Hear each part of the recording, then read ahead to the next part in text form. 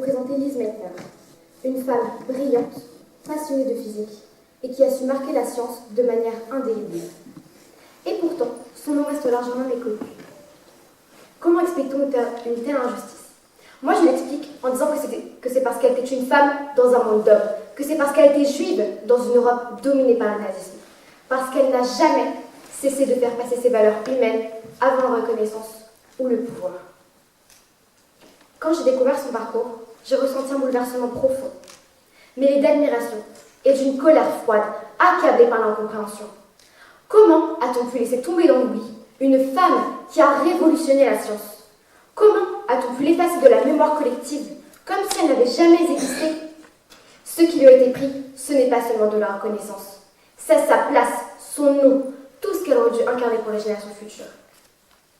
Et moi, en tant que jeune femme aujourd'hui, je ressens cette injustice au plus profond de moi. Parce qu'en effaçant Lise Meitner, c'est comme si on perpétuait l'idée que l'histoire appartient aux hommes et que la voix des femmes peut être ignorée.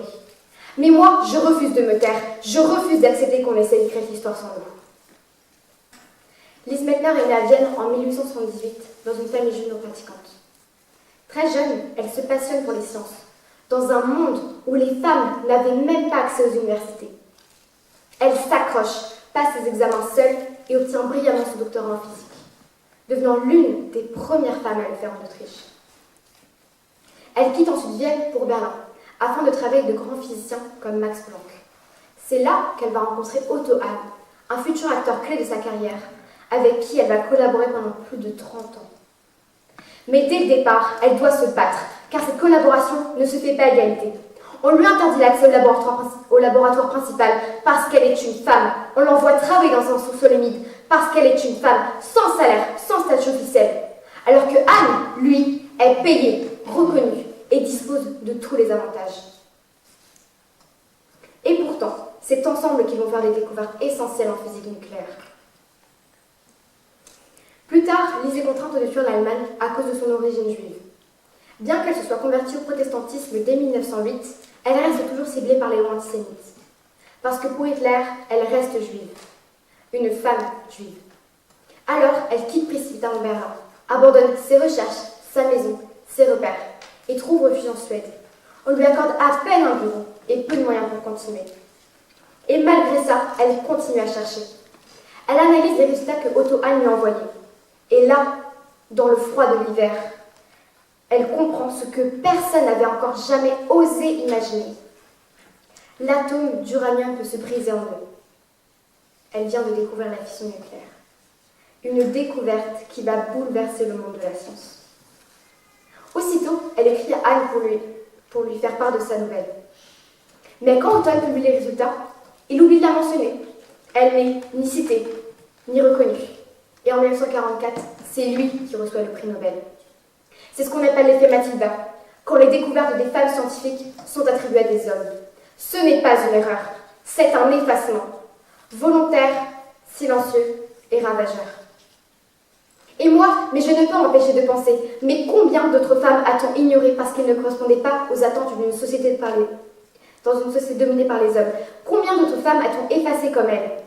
Parce que Lise Meitner ne rentrait pas dans le moule, parce qu'elle était trop brillante, trop différente, trop femme. Mais ce qui me touche encore plus, c'est sa force morale. Quand les États-Unis lancent le projet Manhattan, elle dit non. Elle, qui a compris la puissance de la fission, ne veut pas que la science serve à tuer.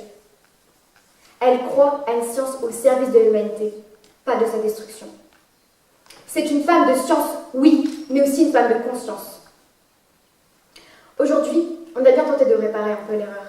Un élément chimique, le meitnerium, porte son nom. Des cratères lunaires aussi.